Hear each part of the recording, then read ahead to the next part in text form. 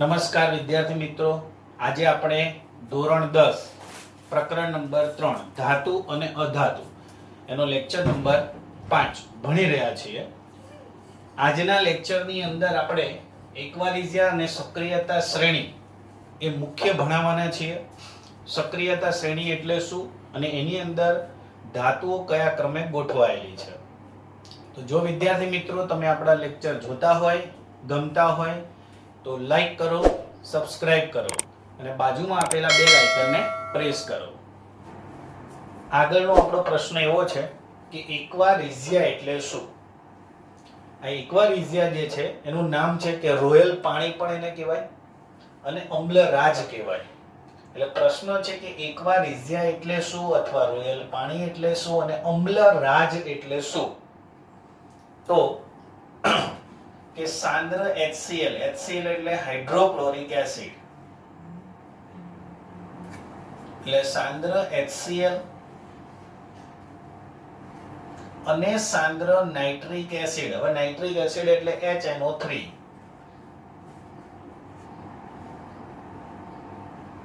નું કદથી 3:1 પ્રમાણ ધરાવતા તાજા મિશ્રણને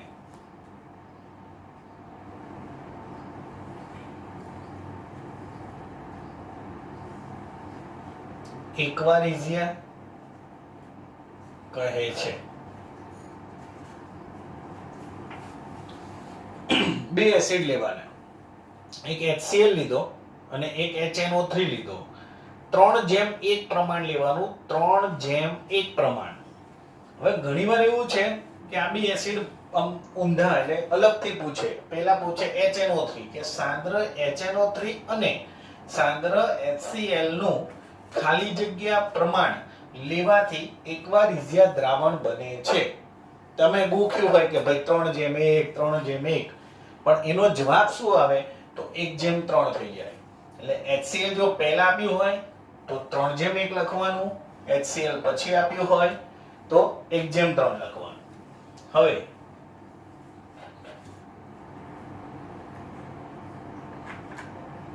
આ એક્વારિઝિયા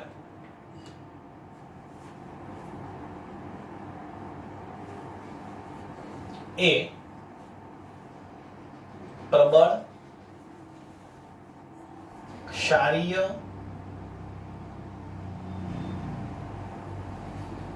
ધુમાયમાન એટલે ધુમાડો હોય ને, ધુમાડો કાઢે એટલે ધુમાયમાન પ્રવાહી છે.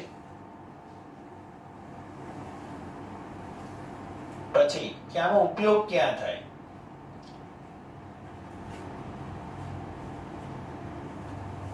તો એક્વારિઝિયા સોનું લઈએ ને, સોનું એટલે સોનું અને પ્લેટિનમ, સોનું અને પ્લેટિનમ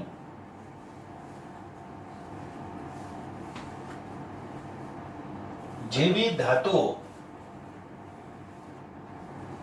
ને પીગાળવા માટે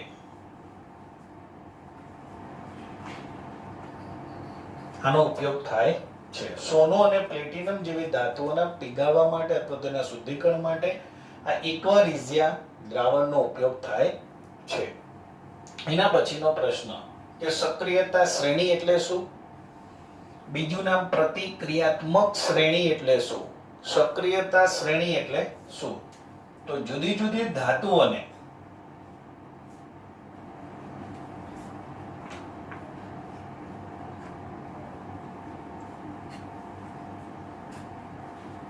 તેમની સક્રિયતાના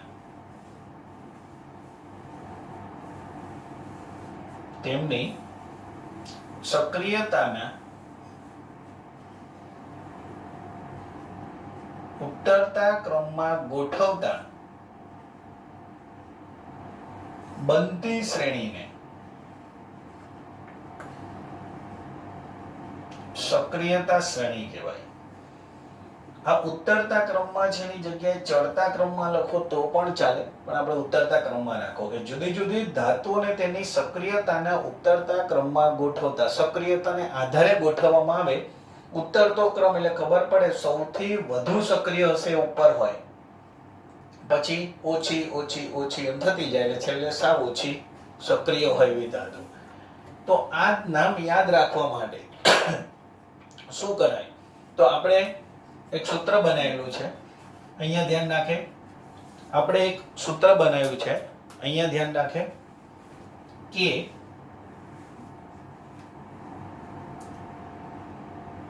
નાકા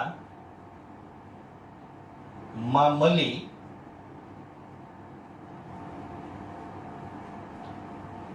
જીયા પીબી ને દરવાજે કાહે મરી AgAU. જો શું લખ્યું છે, આપણે આ બનાવેલું છે સૂત્ર યાદ રાખવા માટે કે નાકામાં મળી જીયા પીબી ને દરવાજે કાહે મરી. હવે હું લખી આપું પહેલા. આ કે ના કા માં મળી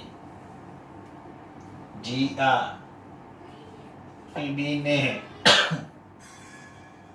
દરવાજે કાહે મરી એટલે મર્ક્યુરી અને એજી અને એયુ. હવે વિચારો કે નાકામાં મળી જીયા પીબી ને દરવાજે કાહે મરી. હવે જો કે એટલે કે, ના એટલે એને, કા એટલે સીએ, માં એટલે એમજી, મળી મળી મળી એટલે એલ્યુમિનિયમ, મળી એટલે એલ્યુમિનિયમ એટલે એલ, જી આ જી એટલે ઝીંક, આ એટલે આયન, આયન એટલે લોખંડ, આ એટલે લોખંડ. આ પછી આવડવું જોઈએ પાછું, નહીં તો આ પાછું તમે નવું બનાવો. પીબી ને આ નેનું કશું બનાવવાનું નથી, નહીં તો નવું પાછું કોઈ વૈજ્ઞાનિક આવશે કે નનું કંઈક નવું બનાવે. એટલે પીબી ને દરવાજા, દરવાજો એટલે શું, આપણે આવી રીતે કરીને વચ્ચે એચ લખ્યો એટલે આપણે સમજવા માટે એને દરવાજો કીધો. કાહે એટલે સીયુ, મરી એટલે મર્ક્યુરી એને એજી કહેવાય, એજીએયુ. ફરીથી એકવાર બોલી દઉં છું કે નાકામાં મળી જીયા પીબી ને દરવાજે કાહે મરી. ફરીથી કે નાકામાં મળી જીયા પીબી ને દરવાજે કાહે મરી, AgAU. એટલે આ શું છે, સક્રિયતા ક્રમ છે, બરાબર. એટલે સૌથી પહેલી જો આ કે પોટેશિયમ, સોડિયમ, કેલ્શિયમ, બરાબર ને. આ કે એટલે સૌથી સક્રિય ધાતુ, પછી આ નીચે જેમ જેમ જતા જાય એમ સૌથી ઓછી જતી જાય. આ Ag એટલે આ ચાંદી, અને આ સોનું એટલે સોનું સૌથી ઓછી સક્રિય ધાતુ કહેવાય, બરાબર. એટલે આ સક્રિયતા શ્રેણી એટલે શું, તો જુદી જુદી ધાતુઓને તેમની સક્રિયતાના ક્રમમાં ઉત્તરતા ક્રમમાં ગોઠવતા જે શ્રેણી મળે એને આપણે સક્રિયતા શ્રેણી કહીએ છીએ. ચાલો હવે નવો પ્રશ્ન કે મંદ એસિડ સાથે પ્રક્રિયા કરી તેમાંથી હાઇડ્રોજનનું વિસ્થાપન કરી શકે અને ન વિસ્થાપન કરી શકે એવી ધાતુઓના નામ આપો. તો સૌપ્રથમ આપણે એવું લઈએ કે હાઇડ્રોજનનું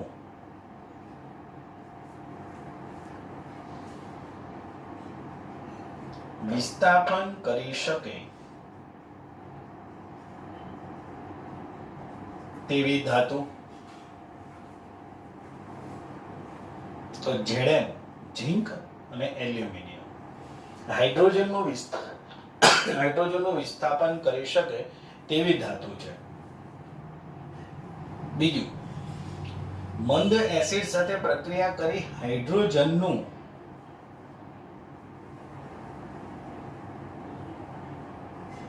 વિસ્થાપન ન કરી શકે તેવી ધાતુ. તો કોપર, કોપર એટલે Cu, અને બીજું પારો, પારો એટલે શું કહેવાય ભાઈ, Hg, બરાબર. એટલે હાઇડ્રોજનનું વિસ્થાપન કરી શકે તેવી ધાતુ અને હાઇડ્રોજનનું વિસ્થાપન ન કરી શકે તેવી ધાતુ, એટલે એના બે આપણે ઉદાહરણ આપ્યા. ચાલો હવે છે ધાતુઓની પ્રાપ્તિ. આની આગળનો એક ટોપિક છે જે આ વર્ષના કોર્સમાં નીકળી ગયો છે, એટલે આપણે એ ચલાવ્યો નથી. એ ટોપિકનું નામ લગભગ ધાતુ અને અધાતુ કેવી રીતે પ્રક્રિયા કરે છે, બરાબર. આ પ્રશ્ન અંદરથી નીકળી ગયો છે, એટલે એને આધારે જે સવાલ જવાબ છે આપણે અત્યારે ભણાવતા નથી. બરાબર. ચાલો હવે ધાતુઓની પ્રાપ્તિ આપણે શું ભણીએ છીએ? હવે ધાતુઓની પ્રાપ્તિ. એની અંદર આપણે આજે 3 વ્યાખ્યાઓ ચલાવીએ છીએ, જે ખનિજ, કાચી ધાતુ અને ગેંગ. ખનિજ, કાચી ધાતુ અને ગેંગ. ચાલો ખનિજ. કે જે તત્વો કે સંયોજનો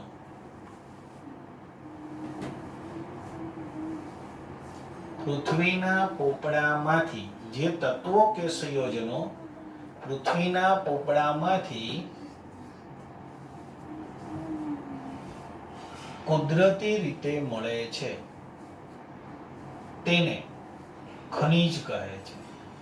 જે તત્વો કે સંયોજનો પૃથ્વીના પોપડામાંથી કુદરતી રીતે મળે છે તેને ખનિજ કહે છે. હવે છે પ્રશ્ન બીજો કે કાચી ધાતુ એટલે શું? જો વ્યાખ્યા છે, કાચી ધાતુ એટલે શું? કે જે ખનિજ, જે ખનિજમાં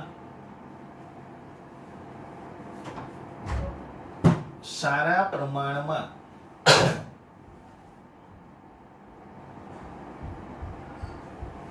નિશ્ચિત ધાતુ હોય અને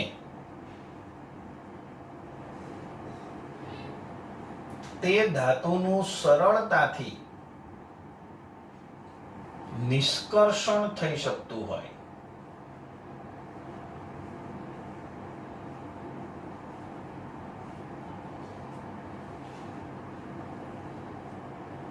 તેવી ખનિજને કાચી ધાતુ કહેવાય. જે ખનિજમાં સારા પ્રમાણમાં નિશ્ચિત ધાતુ હોય, એટલે નિશ્ચિત ધાતુ હોય ને એ ધાતુનું સરળતાથી નિષ્કર્ષણ થઈ શકતું હોય, તો તેવી કાચી ધાતુ હોય તો તેવી ખનિજને કાચી ધાતુ કહે છે. એટલે 2 મુદ્દા ભણ્યા. ખનિજની અંદર નિશ્ચિત પ્રમાણમાં ધાતુ હોય અને એ ધાતુનું સરળતાથી નિષ્કર્ષણ થઈ શકતું હોય તો તેવી ખનિજને કાચી ધાતુ કહે છે. એના પછી છે ગેંગ. પૃથ્વીના પોપડામાંથી મળતી કાચી ધાતુમાં તત્વ એકલું હોતું નથી, એટલે તત્વ ડાયરેક્ટ ના મળે તો એની સાથે શું મળે? હોતું નથી, પરંતુ માટી, રેતી અને અન્ય અશુદ્ધિઓ હોય છે, જેને ગેંગ કહે છે. એટલે પૃથ્વીના પોપડામાંથી ફક્ત ધાતુ મળતી નથી, એની સાથે શું મળે? માટી, રેતી અને અનિચ્છનીય અશુદ્ધિઓ પણ લખાય. અનિચ્છનીય એટલે આપણે જોઈતી નથી છતાં મળે છે, એટલે અનિચ્છનીય અશુદ્ધિઓ હોય છે જેને ગેંગ કહે છે. બરાબર. એટલે 3 પ્રશ્નો ભણ્યા, એટલે 3 વ્યાખ્યાઓ છે: ખનિજ, કાચી ધાતુ અને ગેંગ. એના પછીનો પ્રશ્ન છે સક્રિયતાના આધારે ધાતુઓનું વર્ગીકરણ. તો કે 3 ભાગમાં કરવામાં આવે. સક્રિયતાના આધારે ધાતુનું વર્ગીકરણ 3 ભાગમાં કરવામાં આવે. પહેલું, ઊંચી સક્રિયતા ધરાવતી ધાતુ, મધ્યમ સક્રિયતા ધરાવતી ધાતુ અને નીચી સક્રિયતા ધરાવતી ધાતુ. હવે ઊંચી સક્રિયતા ધરાવતી ધાતુ કોણ હોય? તો ખબર પડે કે આ ઉપરવાળી હશે ઊંચી સક્રિયતા ધરાવે, મધ્યમ તો વચ્ચે હશે અને છેડે એટલે નીચી સક્રિયતા ધરાવતી ધાતુ કહેવાય. તો ઊંચી સક્રિયતા ધરાવતી ધાતુ, તો બધાની અંદર જો પહેલો મુદ્દો કોમન લખીએ એટલે બધા મુદ્દા કઈ રીતે આવી જાય ખબર પડે. કે સક્રિયતા શ્રેણીમાં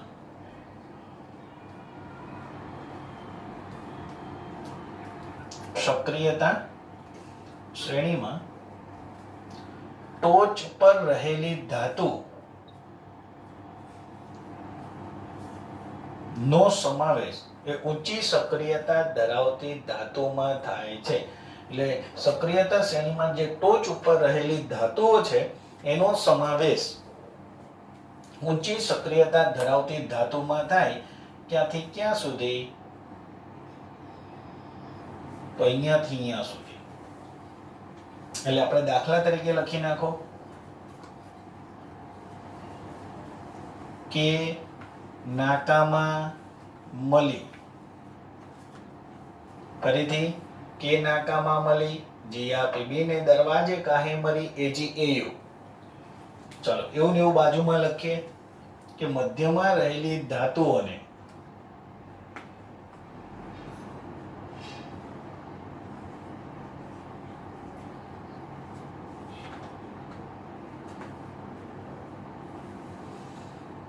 મધ્યમ સક્રિયતા ધરાવતી ધાતુ કહે છે. દાખલા તરીકે આપ બોલી જાઓ, જીયા પીબી ને કાહે મળી, એવું આપણે બોલીએ છે ને. એટલે ક્યાંથી? તો અહીંયાથી આ ZN થી લઈએ તો આ CO સુધીની લઈ લઈએ તો આ શું કહેવાય? તો મધ્યમ સક્રિય ધાતુ કહેવાય.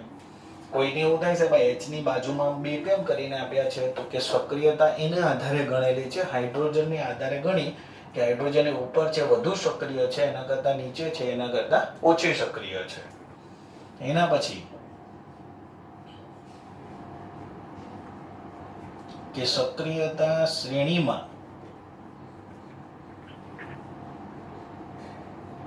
આ ધાતુ તળિયે રહેલી છે. એટલે આ ધાતુઓ ક્યાં આવેલી છે? છેક તળિયે. દાખલા તરીકે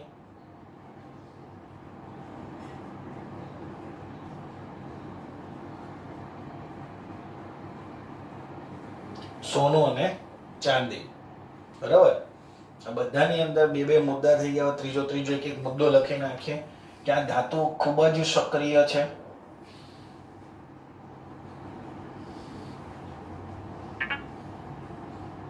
હવે ખૂબ જ સક્રિય ધાતુ છે એટલા માટે સમજો, તેથી કુદરતમાં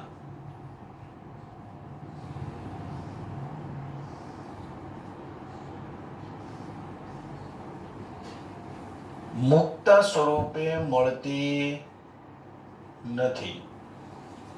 ખૂબ જ સક્રિય છે ને મુક્ત સ્વરૂપે ન મળે. શું થાય? તો કે બીજી કોઈ પણ ધાતુ હોય ને એની સાથે શું જાય? સંયોજાઈ જાય અને નવું સંયોજન બનાવી નાખે. એટલે આ ધાતુ કુદરતમાં ક્યારે આમ સોનું અને ચાંદી મળે એ રીતે સોડિયમ પોટેશિયમ મળે નહીં. મધ્યમાં રહેલી ધાતુઓ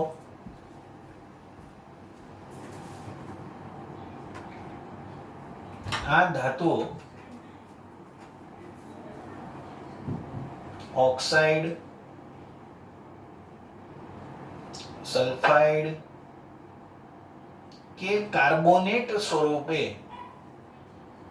પૃથ્વીના પોપડામાંથી મળે છે.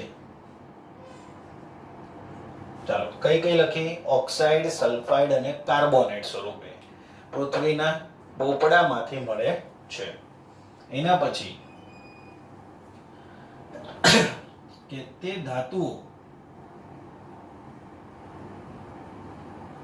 એ કયા સ્વરૂપે મળે? તો મુક્ત સ્વરૂપે મળે. બીજું કે ચાંદી અને કોપર તેમના સલ્ફાઇડ કે ઓક્સાઇડ સ્વરૂપે પોપડામાંથી સંયોજન અવસ્થામાં મળે. સંયોજન એટલે સંયુક્ત એવું કોઈ લખાય કે સંયુક્ત અવસ્થામાં મળે છે. ફરીથી નીચી સક્રિયતા ધરાવતી ધાતુ તો બે, સોનું અને ચાંદી. આ ધાતુ મુક્ત સ્વરૂપે મળે, પરંતુ ઘણીવાર એવું છે ચાંદી અને કોપર એ તેમના સલ્ફાઇડ, ઓક્સાઇડ સ્વરૂપે પોપડામાંથી સંયોજન સ્વરૂપે મળે છે. તો આજના લેક્ચરની અંદર આપણે શું ભણ્યા? તો ઇક્વારિઝિયા, સક્રિયતા શ્રેણી એટલે શું, એમાં કે નાકામાં મળી, જીયા પીબી ને દરવાજે કાહે મળી, એજી એયુ ભણ્યા. એના પછી ધાતુઓની પ્રાપ્તિ વિશે અને સક્રિયતાને આધારે ધાતુઓના પ્રકાર. કેટલા પ્રકાર હતા? તો 3 પ્રકાર હતા. ઊંચી સક્રિયતા ધરાવતી, મધ્યમ સક્રિયતા ધરાવતી અને નીચી સક્રિયતા. અને 3 મુદ્દા લખો એટલે 3 માર્ક્સનો તમારો પ્રશ્ન અહીંયા પૂરો થઈ જાય.